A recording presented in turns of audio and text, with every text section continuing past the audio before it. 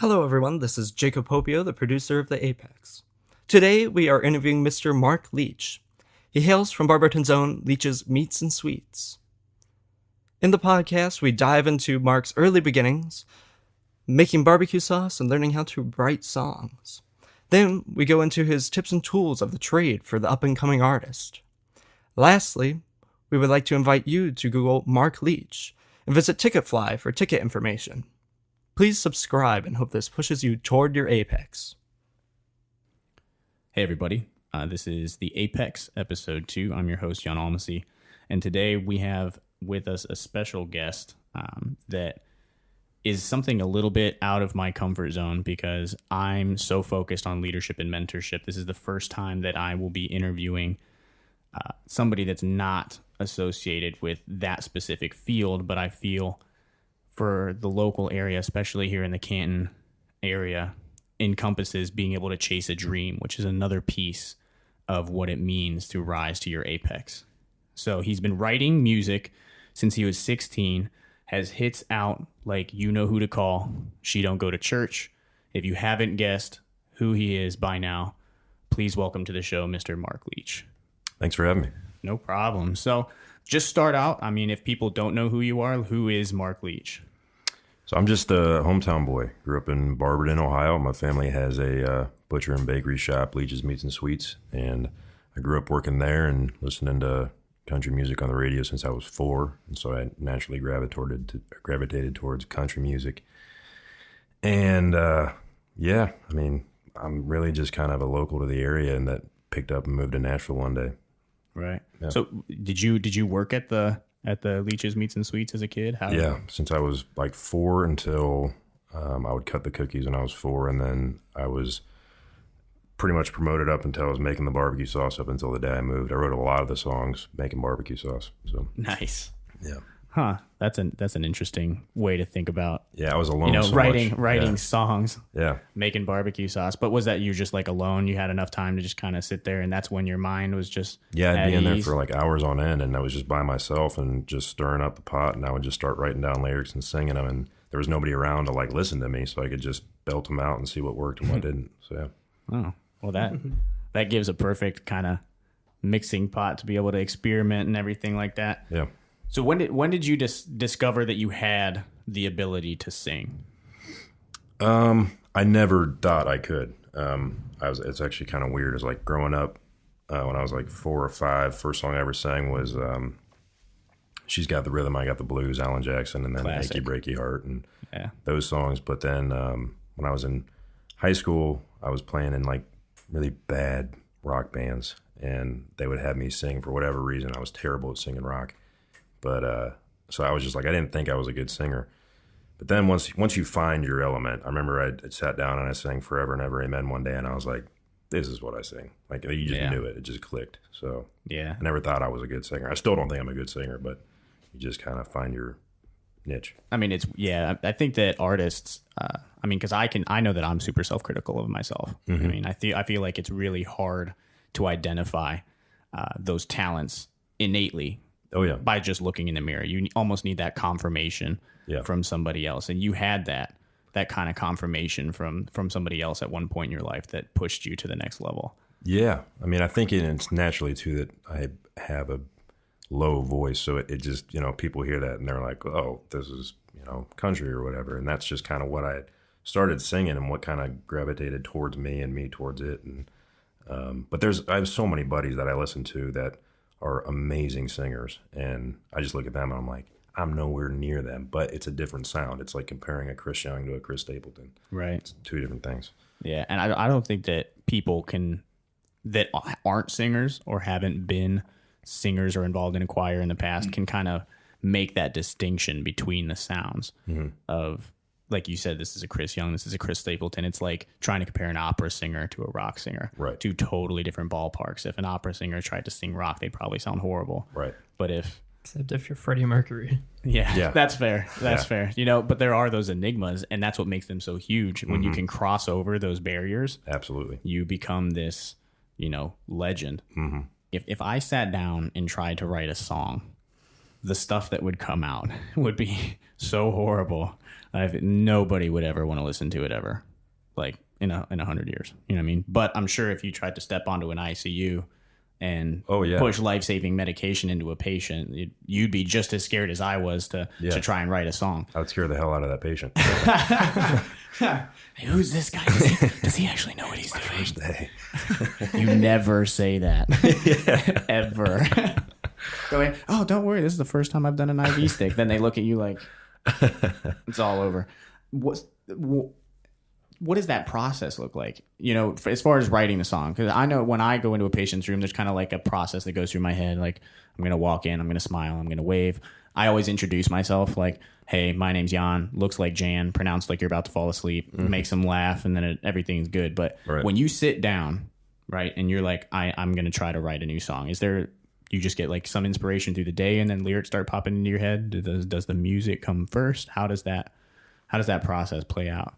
So it's different. So for me, it's like I'll be walking down the street or I'll be at a restaurant or at a bar and I can hear people talking and like, you know, I'll overhear somebody say something or like a phrase and like, you know who to call.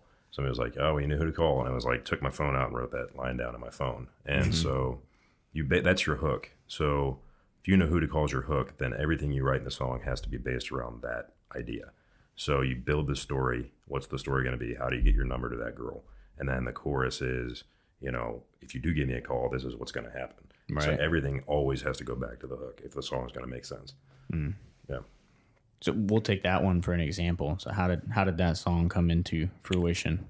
So that's probably one of my favorite songs, to be honest. I sing that one all the time at the top of my lungs, rolling down 77. So, well, that one was, I had a meeting at this publishing company, Black River, and Forrest Whitehead. It was me, him, and another dude named Josh Kerr. They were both working on the Kelsey Ballerini album at the time. So they're both super busy, but we get in the room and Forrest was like, I had this idea for this song called, I forget what the idea he threw out was. And then you kind of go around the room and everybody throws out an idea. And it's like whichever one sticks, everybody's like, oh yeah, let's definitely write that one. So you know who to call was the one. And it was really just, I mean, the three of us just writing. I mean, it's really hard to describe songwriting. It's like you have to tell a story. And like I said, always get back to the hook. And then try not to get too in your head, because once you start to get too heady, then people don't want to pay attention to the song anymore. They want to be able to relate to the song like you do. Exactly. That's why you sing at the top of your lungs. Right. Other songs, like If There's a Bar Up in Heaven, I was sitting in my apartment in Nashville, had no furniture, nothing.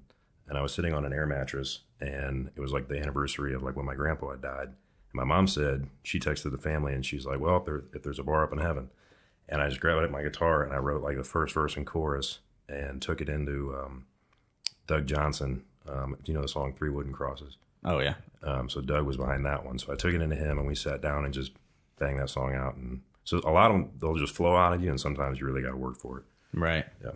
That's awesome. I actually listened to If There's a Bar Up in Heaven, and then another song called Paul Brown Petty, which is a really good song that actually on the anniversary of my grandfather's death, I went and had a beer with him. Oh, no kidding. And sat and listened to that song. So that's part of the cool stuff, being able to sit here and go through these stories and stuff, because the music relates to people in a way that nothing else can. Right. I just we're going to be interviewing a guy named Kurt Wolf. He's going to be coming on the show, and he's a DJ. Mm-hmm. And one of his quotes is just, when I'm behind the booth and I'm at a wedding and I see like the way I'm mixing songs together is lifting people's moods and everybody's dancing, they don't have a care in the world. There's nothing that can replace that. Right. We just have this innate connection to music as humans. And so being able to make that is awesome. Absolutely. That's a really cool skill set to be able to have. So if you had somebody like some high school kid, right, is sitting with a notepad and is writing songs and stuff like that, and they have these aspirations, we're about to roll into, hey, okay, so how did you get from being the guy making barbecue sauce to living in Nashville, right? We'll walk through that process, but before we get to that, if somebody's trying to write those songs and they're struggling or something like that, what is like a piece of advice that you wish that you would have heard at that point? Really, there's two that stick out to me that two different people had told me as I got further along in my career. It's one, write every day. And it doesn't have to be a full song. It could be an idea. It could be a verse. It could be a chorus, whatever it is. But just write, because it keeps your brain focused and like fresh. And it's just like, so like, for example, I used to play baseball and I was a pitcher. So if I like threw every day, my arm was always warm. But if I took like a few weeks off, trying to get back to where I was even harder, because you had to keep conditioning your arm to that point. Gotcha. It's just like your brain when you're songwriting. So one, write every day. Two, write what you know. So I can't go write a song about working on an ICU floor. Right. But I can write a song about, the anniversary of when my grandpa died. So it was like, if you can take, if you want to interview people and get bits of information, I've had to do that before. If they want me to write a song for them, it's like I need as much information as possible to make it feel like I'm you. To make it genuine. Yeah. But it's write what you know. So write every day and write what you know. Awesome. Yeah. I feel that is huge, regardless of what job field you're in. I mean, I'm feeling it just as a podcast host, with the motivational outreach and everything that I'm trying to do, or as an NCO, or in the ICU. People can feel if you're not being genuine. Off the bat. You know what I mean? The difference between having a happy ICU patient and a not happy ICU patient sometimes is just you being you. And that's it. You know what I mean? People respect it. I feel like, as long as you're tactful, obviously. But in songwriting, if you're genuine to, like you said, write what you know, more people are going to be able to relate to it, because they're relating to you, not necessarily the music. Yeah, they can hear it in your voice too. When you were working at Leach's Meats, right? How did you start out? You just start playing, like get together a group of guys and start playing at local bars and stuff to kind of get moving, or how did that play out? It's my oldest brother and I, we played together. Like, we were playing little acoustic shows together, and we played at this little dive bar in Columbus called the Shrunken Head. We played a little like open mic thing, and he was so nervous, like he was shaking before the show, and we got up and we only had to play like 2 songs. And so we just started doing more of that. And then we played like a little bar in Barberton, and it was David B's at the time. It's Block 7 now.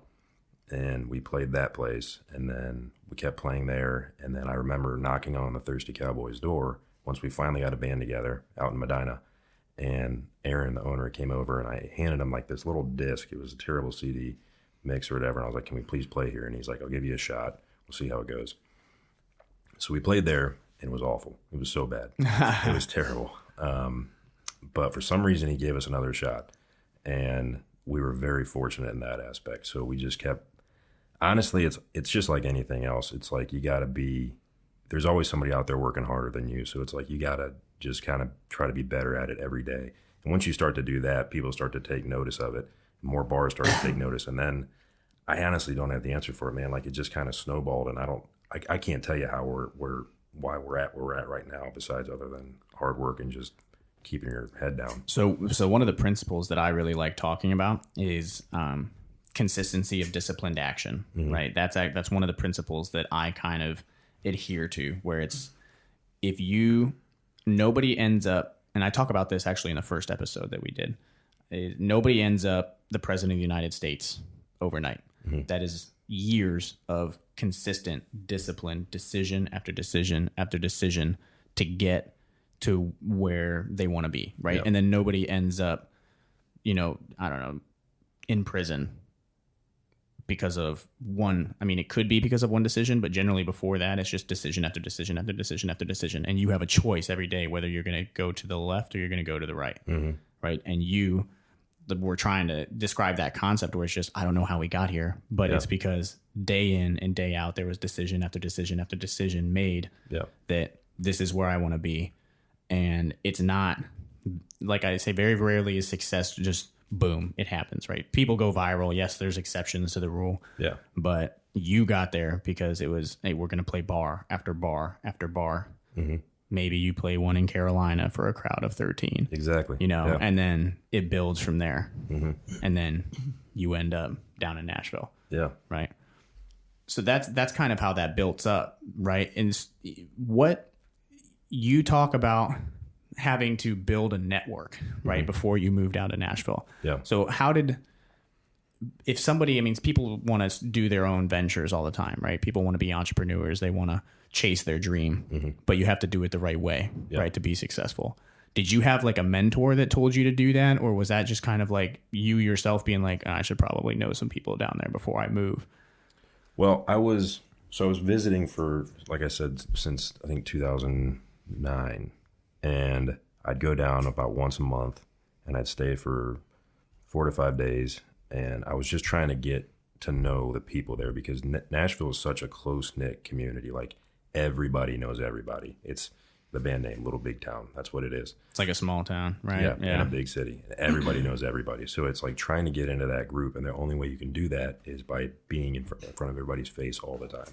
You got to go out all the time. You got to network. When you don't want to go to that concert, you need to go to that concert because you're going to run into the same guy you saw the night before, but he's going to remember you. Right. And then you start getting rights, and then you start getting other stuff. But the problem was I was living in Ohio, so they would only see me for once a month, and then I was gone. Then I come back once a month, and they'd be like, oh, yeah, I know I met you that one time. And I was like, yeah, sorry, I live up in Ohio. You need to move down here, man. You need to move down here. I was like, I'm trying. Like, it's hard. I got a lot of stuff. And the next time, same thing.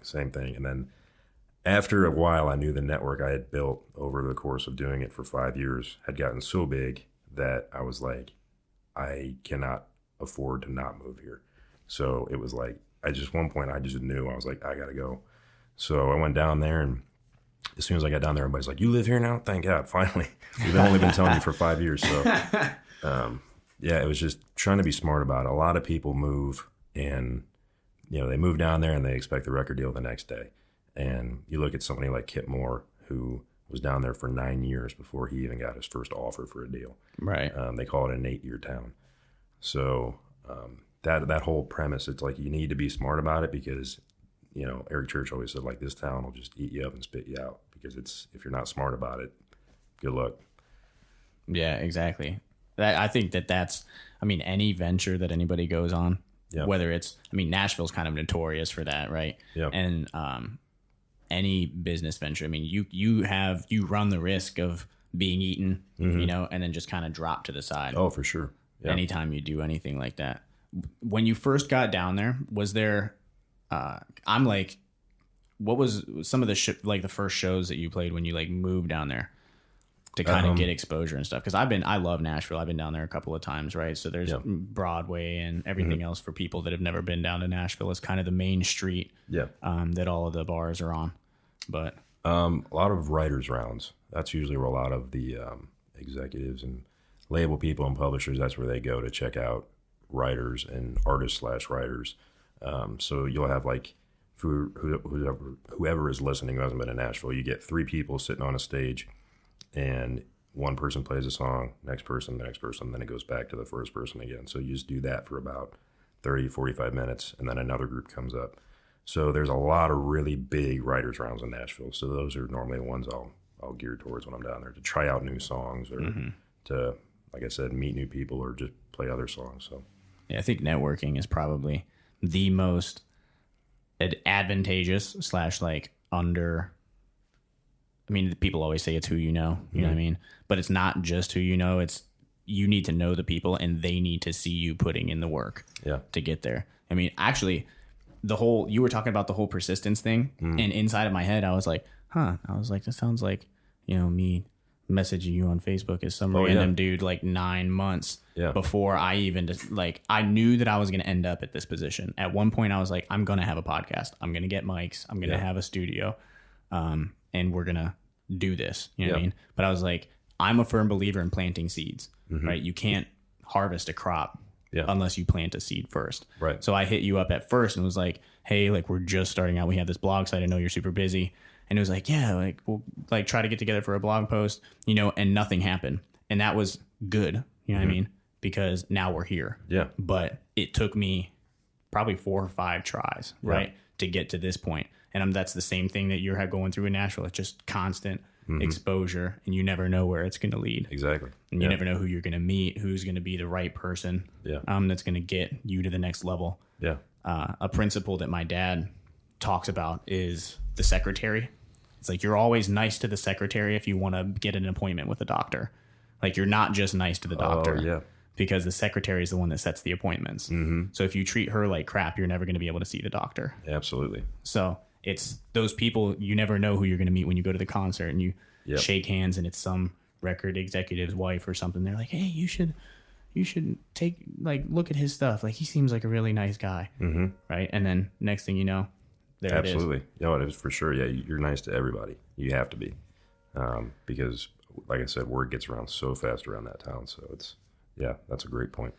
For those of you that just heard the bells in the background, we are recording right now at Walsh University here in Canton, Ohio. So the bells are letting us know what time it is.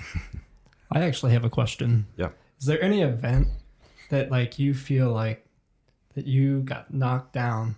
Do you remember that you felt not like just knocked down, and then you like kind of rose above it? What, like networking and stuff, like when you first went down to Nashville or anything like that? That kind of like pops into mind. Yeah, I remember I had a meeting with a publisher when I first moved there, and he had told me, he's like, I just don't know if you're there yet, which, I totally understood. You're not going to be there right when you move. But he was like, and then your look, like, I don't get it. Would you be willing to possibly pop on a cowboy hat? And he's like, we might be able to work with you then. And it was like that kind of thing where I was like, no, man, that's not what I want to do. And it was one of where I had to sit back and think. I was like, if I'm going to be here, I don't want to go into a meeting, every meeting I go to, and they're like, you would work because you got the low voice. We're just going to pop a cowboy hat on you. And that was like be a cookie cutter. It's like, did I just make a giant mistake? I was like, that's not why I moved down here. And so that kind of like took me back for a second. So then that's when you kind of have to figure out who you are and what you want to do. And you find yourself as an artist and what your identity is. Because once you do that, then no matter what, no matter how much money they offer you, whatever, you just know who you are as a person, where you're just like, no, it's not me. And so that was something I had to try to figure out, was my sound, my image, who I wanted to be as an artist, what I wanted people to view me as. And once I did that, then it was like, I didn't really care what anybody had wanted to tell me or what I should look like, or So it goes back to the whole authenticity thing. Exactly, yeah. Like if it reflects through you, then it will reflect through your music and your art. Yeah, just being real. Yeah, I think that the power behind that is just totally understated. Mm-hmm. People, I think a lot of times when you go into interviews or you go to, like, you're talking to an executive, or you're taking a girl out on a date. You're going out on a date with a guy for the first time. It's like, okay, what is she interested in? Like, I should go see a movie that she would like to watch. Like, I'm gonna just default for Olive Garden or something like that. You know what I mean? Just, but instead, I don't know why that. Nuts. I mean, I'm craving pasta right now, so that's probably why Olive Garden popped into my head. But instead of trying to just be you, you know what I mean? You're trying to put on this facade that you're somebody else, and then eventually you're going to come out anyway. Mm-hmm. Like, at some point, someone's going to be like, hey, no, he never wears a cowboy hat any other time than when he's on stage. Boo. Yeah. Right. So, well, it's exhausting not being you. Yeah. Don't be anybody beside yourself. When I went to go interview at Altman Hospital, I had just gotten off of a shift, because I do like interior construction and stuff right now. Mm. I was wearing scrubs and cowboy boots when I went into that interview. And they were like, cowboy boots, huh? And I was like, I didn't have anything else in the truck, to be honest. I was like, this is what I wear all the time. And they're like, all right, well, we can work with it. But I ended up getting hired, and they told me afterwards, they're like, that was actually pretty cool. That you like you were just you. Like, you didn't try to pitch us, oh, Altman is so awesome, blah, blah, blah. You know what I mean? Yeah. Like, you were just you. So it was cool being able to get that job and stuff. Yeah, that way. I think it's for anything, really. Yeah. So was there a time, or really any time, you feel like overwhelmed about something and you feel the pressure's on, or you lose focus, something like that? Is there anything that you do to help kind of refocus, whether it's taking a step away, or what do you do when you lose track and you have to kind of regain the momentum? It's all the time. I mean, for people in Nashville, I know a lot of my friends, singer-songwriters, artists. I mean, it's a grind. I mean, you're spending time out on the road. You're constantly away from home. You're, doing all this stuff. And at some point, it's like you don't get hotels, so you're sleeping in the van. Like, you're kind of looking at your life at 27, 28 years old, and you're like, why am I'm sleeping in a van right now to go play for, however many people are in that venue and all this stuff. But then you start to remember why you did it, and those people bought tickets to see you, and those people know your songs. And then when you're songwriting and you run out of ideas and you're like, crap, like I don't have anything right now, and I'm not going to have another album. And like these thoughts start going through your head. And one of my favorite writers that I write with, her name's Robin, and I love writing with her because I'll go in the room with her and she'll always say, Mark, you know what we get to do today? And I'll be like, what? She's like, we get to write a song. And it's like, she's so excited to write a song because that's all it is. It's just music. You're just writing songs. It's like not being on an ICU floor, which is, I'm sure what you have to do is way different than what I have to do.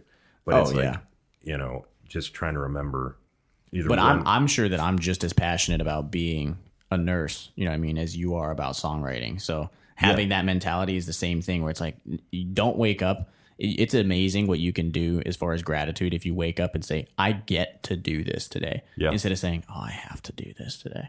That your shift will be totally different, I promise. Mm-hmm. If you go on and you're like, I worked my butt off to get that RN. Yeah. I get to be a nurse today. Yep. That's cool.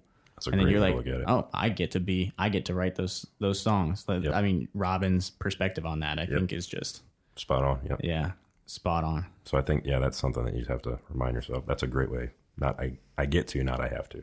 Right. That's a great way. You got anything? You've been kind of pondering. I see you kind of.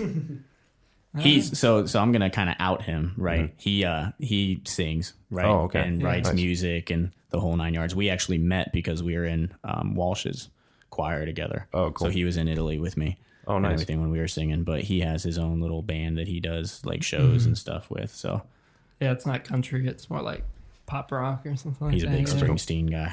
Springsteen? Yeah, I love Springsteen. Love John Mayer. Well, those are great It songwriters. just kind of like try to blend the two, Yeah. and I'm a big fan of both of them. What's your favorite Mayer album? Oh shoot! Do see. do do do do do. I think Battle Studies is interesting, Okay. and people kind of like push it to the side, and it's interesting how he explored all like the different faces of relationships, and I thought that was pretty cool. Is that the one? Does it have Never on the Day You Leave on it? I think so. Yeah. We need a cover on that on YouTube. I love that song. That's a great tune. Yeah, I just listened to your cover of Perfect today. I didn't know that you did did you? a cover of that, and I was like, oh, this is actually pretty cool. Having like the lower yeah. take on the song. Is it ever weird? So this is, I mean, totally like a choir question. So if you're in the audience and you don't understand what I'm about to ask, it's all good. So basically, what I'm about to ask him is if it's ever hard to write a song based off of his voice because of key, and what key is when you're singing, you have a starting note, right? And that starting note has to be somewhere on a scale. And if you have to adjust the key to be able to fit a person's range, but having such a low voice, do you guys ever encounter issues with key as far as trying to key songs to match chords on the guitar and stuff? We'll either just transpose it or pop a capo on or something like that. Or it could just be that the song isn't meant for me. So it's like I could have written a song, but I got a buddy, Evan, really, really good. And if it doesn't fit me, I know it's going to fit him. So I'll let him listen to it and be like, man, if you want it, you can have it. So, but usually it's just a case of transposing the song or changing up the chords or popping a capo on the guitar. Right. That's the beautiful thing about guitars. You can just kind of pop the capo on and then there it is. Start over. Does that happen a lot? I mean, as far as writing and stuff like that, and then kind of that building that interwoven relationship between artists and stuff. I feel like it's kind of like when I build relationships with other people that are doing podcasts and stuff, and they're like, "Hey, we had this idea for this show. It doesn't really fit, my niche. Like, you would probably be interested in having this guest." I mean, it's this similar principle, but does that happen a lot where you just kind of pushing songs based off of like friends and stuff like that if you sit down and write with these different people? Yeah, I mean, so do you know that like most of the artists don't write their own stuff? Oh, yeah. Okay, so whoever's listening, I hate to burst your bubble, but most of the artists in country don't. A lot of them have a hand in it, but a lot of the times they have like heavy hitters who write their songs for them. So, but a lot of those heavy hitters will write songs and then they'll get sent to their publisher, and the publisher will be like, I think Blake Shelton could cut that. I think, Randy Houser could cut that. And then they'll send it out. And if it happens, it happens. If not, it doesn't. I don't know. I've had a few get sent out, and I'm just waiting on that big cut. We'll see. Right. Do you ever find yourself like handcuffed to like a key that you are like, that's your wheelhouse. So you're like, oh, I want to sing something in a different key, but I'm always writing in this key. Yeah, E. Yeah. Yeah. You're like, oh, come on, I want to sing something in G or C for once. I wish I could, yeah. Everybody is like, what are they talking about? Yeah, D or E. Yep. Oh. Yeah, I feel that. Like there's just like a couple keys that it's just like my wheelhouse. And then it's like, oh, I want to sing something like in the low range. Yeah, something different. Yeah. Yeah, good luck. Yeah. You'd have a fun time trying to drop that down. Yeah, I need like scotch and like cigarettes and maybe no sleep, and then Oh man. Oh, so speaking of that, have you like ever been on stage and been sleeping in the van and wake up and you're like, oh man, I gotta go on stage tonight. Like this is about to be. How do you deal with something like that? It was terrifying. We were heading to go play this big show. We had just played in like Columbus the night before, and we were on the way there, and I literally had no voice. And so I just went and bought one of those like gallon jugs of water, and I was chugging that like for the whole trip there, and doing drinking honey and everything that I could we had to kind of crank up the mic just enough to where it was like you could hear me, because it was, and those are terrifying moments for sure. But I've only had it happen like once, maybe twice, but Yeah, knock on oh wood. yeah, I remember in high school, I had one of the leads in a musical, Oh boy. and I got like sick like 2 weeks out, lost like all of my range. It was like just like drinking hot tea and everything. Yeah, It's so you just gotta be paranoid. able to I adapt. can't get sick. Yeah, start like Purell and everything, freaking out. In the last 5 years that you've been down in Nashville since so since 2000, I've been 2014. 14? Yeah. Gotcha. So in the last 5 years, you were in Nashville at that point. You were starting to develop habits and stuff like that. What new, like whether it's a belief or a behavior, a daily habit or something little, has like changed either your efficiency as far as being an artist and writing or whatever, or in your personal life, something that has changed, like your efficiency on a daily basis? I think for like the artist part or the music part, it's not to. There's a balance between trying to take yourself so seriously and then don't take it so seriously, because like I said, we're just making songs and making music. And the problem with taking yourself too seriously or getting in your head and like, I should have done this, I should have done this, I should have written that line, or I should have. At the end of the day, changing a aren't to an ain't in a song isn't going to make or break the song if the song is good enough. And so it's like that new mentality of once you can relax and just enjoy what you're doing, your brain just, it's insane how much clearer you can think. And it was like when I first moved there, I was getting so frustrated because I gave myself 1 year to get a publishing deal, and I didn't get that publishing deal. So I was like, this year's got to be the year. Didn't get it then.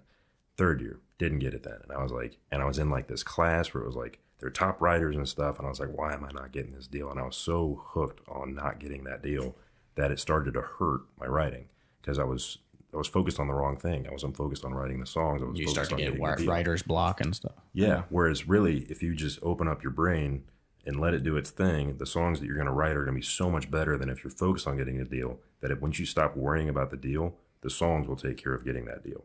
Gotcha. So that's something that's one big mentality. Just a I've taken mentality on. that's Yeah. changed. So for all of the college students that are about to be coming back to school and people that are out there hunting for that promotion and stuff, relax. Yeah. It's just Take a step back. I mean, trust yourself to be able to get to where you want to go. I ended up giving a speech here at Walsh, and one of the principles that I talked about in it was like, you might not understand where you belong after today. You're getting a degree, but you might not know where you fit in. That's cool. I promise. Like, you'll be exactly where you're meant to be when you're supposed to be there. Yep. You know, when the big man upstairs decides that it's your time, it's your time. And then just work hard, try to learn something every day, try to perfect your craft. And when it's supposed to happen, it'll happen. It didn't happen for year 1, year 2, year 3, you know what I mean? Yeah. But you just got to keep grinding and pushing. Absolutely. There's one example, whoever's listening, person you need to look up. His name is Walker Hayes.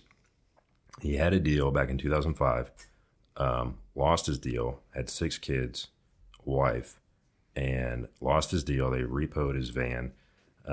He had to go work at Costco from like 4 a.m. until noon, and then he would write his songs, and he did that forever. And then just recently, he wrote the song Craig, which is his new big hit, got his deal back, and all that time that he was spending working at Costco, it made him work even harder. And it was like you said, the big man upstairs, it was like, no, you think this is the time you're supposed to have the deal, but it's not, because you're about to write the best song of your career, and that's when you're supposed to have your deal. And you wouldn't have written that song if you hadn't been working at Costco from Exactly. 4 a.m. to noon. Yep. I love that story. All of those. That's awesome. Yeah. What was that? What was his name again? Walker Hayes. Walker Hayes. I'm going to have to look that up. Yeah, Yeah. it's like the underdog story. Everybody likes somebody that gets knocked down and rise above. Absolutely. Exactly. Yeah, I think that grind, just that relentlessness, I think that's the word I want to use. Relentlessness is just, you can't replace it. You know what I mean? And sometimes, my grandma growing up always told me, don't pray for patience, right? Otherwise God's going to give it to you. He's going to teach it to you some way. You know what I mean?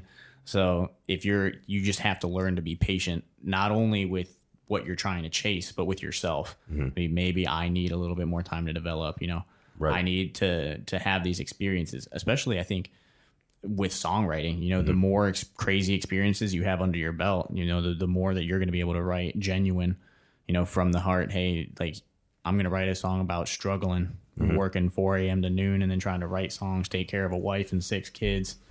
Yeah, seriously, go listen to that song. You're blown away. That's insane. I can't even process what it would be like to lose that deal. You know what I mean? And then be there. That's truly like a rock bottom for somebody. Yep. Yeah, really, really great song.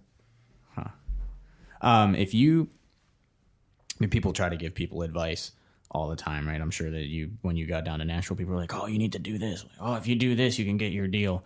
Right? You start wearing the cowboy hat, you're gonna take off, brother. I promise." I don't know. That's like a Hulk Hogan. Yeah, brother. Yeah, brother. Oh man, we need Randy Savage in here. Your hair got instantly blonder. I totally just squirreled where I was Advice. at. Advice. Yeah. Okay. So if someone's trying to like get what's a piece of bad advice that you've heard that, like, if someone was trying to do this and be like, maybe you shouldn't do that. Try to take another direction. Don't ever try to write for radio. Don't ever try to write a song just so it gets on the radio because you think it sounds popular. Because it's like I said before, it's just writing a great song. Because a great song will be found. Craig is not a radio song, but it's a great song. So that's why radio plays it. So it's like that idea of don't ever just try to write for mainstream because you want to be what everybody else is doing. Because if you're trying to do what the other guy did, like a Sam Hunt, well, Sam Hunt already did it. So it's like all you're doing is they're not going to take another Sam Hunt. So you might as well just try to be you. Like I said, going back to the genuine thing. Yeah, don't ever try to write for mainstream. Just write yourself. Yeah, be who you are. Yeah.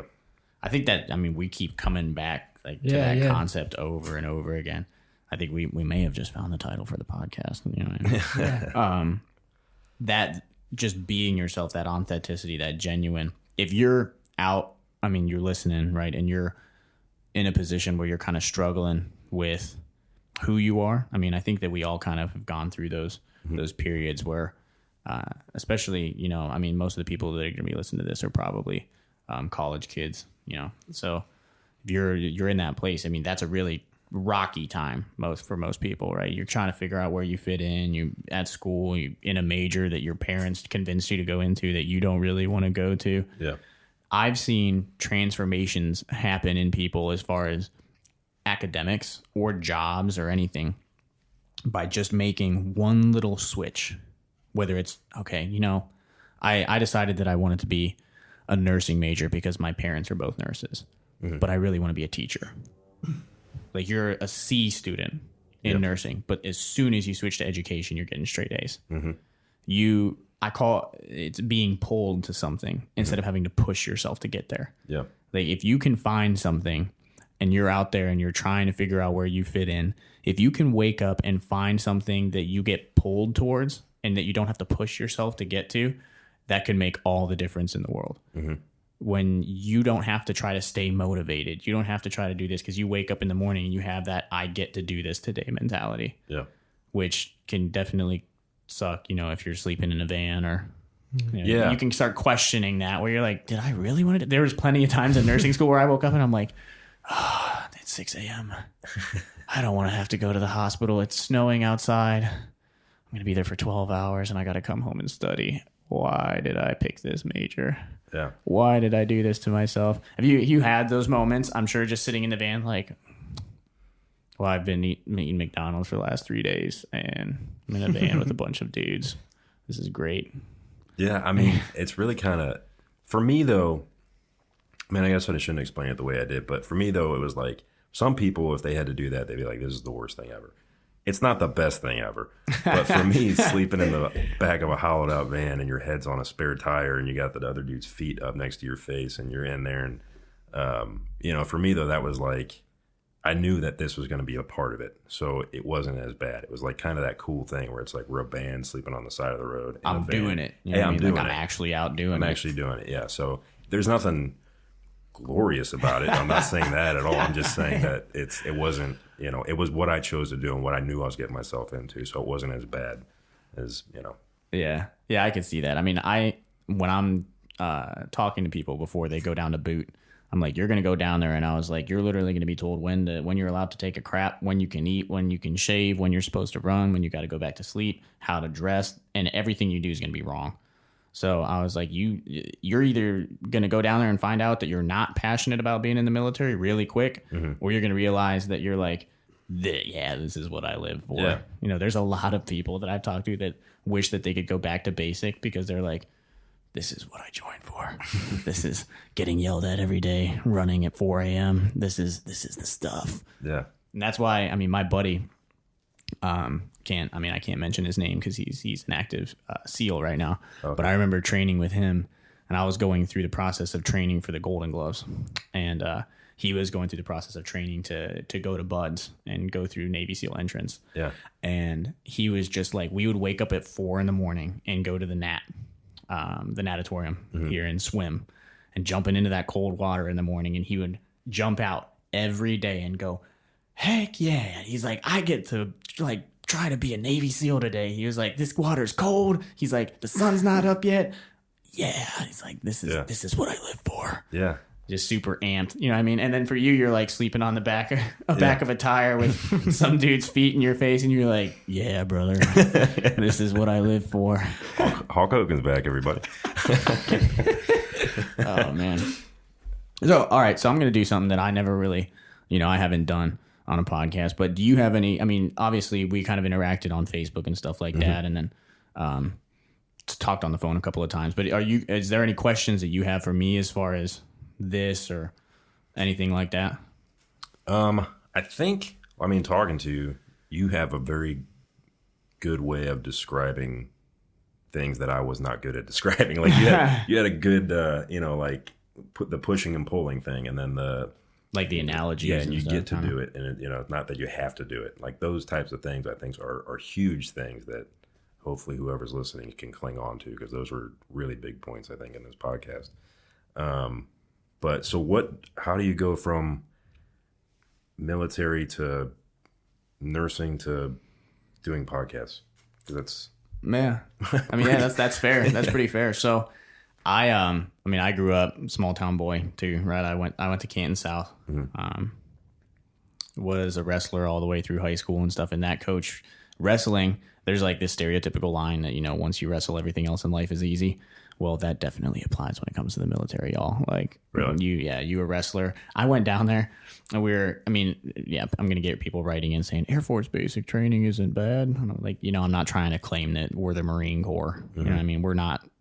It's not that bad. It honestly isn't. But I was used to doing all the workouts, not eating, running in a trash bag, like putting a dip in on the exercise bike and trying to spit to lose weight. Yeah. And so I go down there and they're like, yeah, you get to eat 3 square meals a day. He's like, we're going to run in the morning. And I was like, wait a second, time out. I get to eat food. I get to stay fully hydrated. This is the bomb. Awesome, man.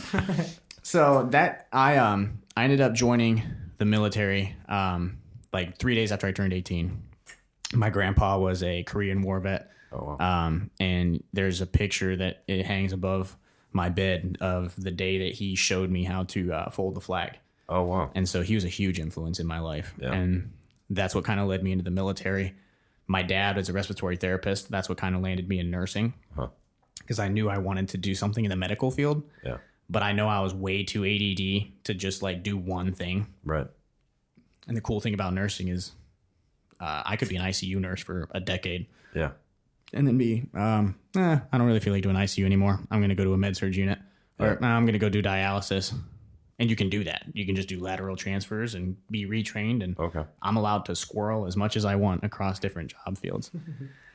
Then the podcast thing actually started pretty much when I first messaged you on Facebook. So there was all the suicides that happened here at Perry, Lake, Jackson. It was a really dark time. I mean, you could feel it in the community. It was just, what is going on? What's happening? And in the intro to the first podcast, I kind of talk about how I went through some stuff, in high school, and I was basically to that point where I didn't want to live anymore. You know what I mean? Like I was the awkward homeschool kid that came into a high school that didn't have any friends, that was bullied all the time, didn't have any protection, quote unquote, because I was an outsider. And it got to the point where I was just like, I was in that place. You know what I mean? And I remember very vividly what it was like to be there. And so when all of that stuff started happening, I was like, I've made it this far. I got out of high school. I joined the military. I started pushing for my nursing degree, and I was doing really well. I ended up graduating from here, and being able to give for whatever reason, they decided they're going to let me talk at graduation. You know what I mean? And so I got to that point and I was like, these kids don't understand how much of a PennDOT high school is and how much capability there is beyond this. I'm going to start. It literally was just, I was in my kitchen with two buddies and was like, hey, let's start posting stuff on Facebook. And so that's how it kind of started. And that's when then we were like, we're getting a lot of views. Let's buy a website. And it was, okay, well, let's start approaching people to maybe they'll write a post too about like people that have done cool things in the area, and that's when we approached you the first time. And we started getting a couple of responses back, but it wasn't bringing any traction. And then those two guys dropped, so the company just like dissolved. It was just me.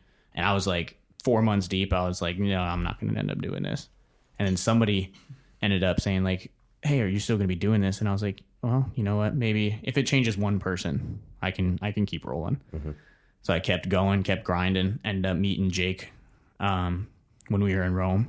And he's been instrumental in kind of keeping pushing me to keep writing content, to keep approaching guests, to keep trying to hone my craft as a host and everything else. And now we're, officially a company. We're launching the podcast and everything else. And I have no idea how I ended up here either, but I'm sure if you ask him, he's like, yeah, but pretty much everything you do is like based off of like deliberate decisions to do stuff. So I feel kind of the same way with you.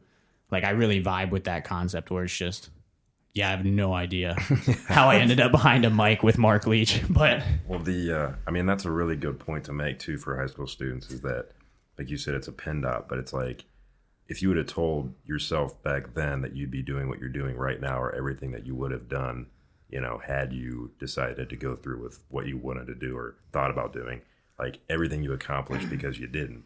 It's like letting those kids know or people in the community know that it's like, you have no idea. Just hang on one more day. Just hang on one more day and one more day. Yeah. So it's. Yeah, I had, if you would have told me, everybody that knew me and myself would have been like, right. That's incredible, though. Exactly. There's no way. Yeah. Because I was a delinquent. I was not a good child at that point in my life. You know what I mean? But it kind of molded you into who you are today. Yeah. Without those experiences, you wouldn't have found that mold to form you into you. Exactly. You are Jan today, but you have to have everything from yesterday for today. I like that. And for tomorrow. Yep. Yeah. Like we met you today for a reason. We don't know what it is. Yeah. But that's why you live for the next day, to explore the question why. Exactly. Cool. Man, it's like I'm sitting here with like two Gandhis right now. It's great. Well, on that note, I think that we'll leave it at that.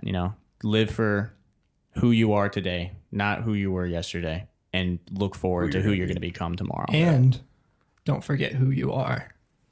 Amen to that. Because if you lose yourself, you're not authentic or genuine, like you were saying. Exactly. So Cool. do you have any last words? Thanks for having me. I think that's a lot of good stuff there. Yeah, it'll be cool. I'm looking forward to be able to put out, I was trying to, creep on you to kind of get a little bit of background. And I was like, oh, cool. Here's a 2-minute interview. Wow, they talked about album songs. Awesome. Okay, nothing there. Oh, here's a 6-minute one. A little bit of stuff, more album-y stuff. Great. And then, this is way more interesting. Perfect. All right. Yeah. Well, I'm glad that it was more interesting. Thanks for coming on the show. Thanks for having me, guys. I We look forward appreciate to it. seeing you play more in the area for sure. Absolutely.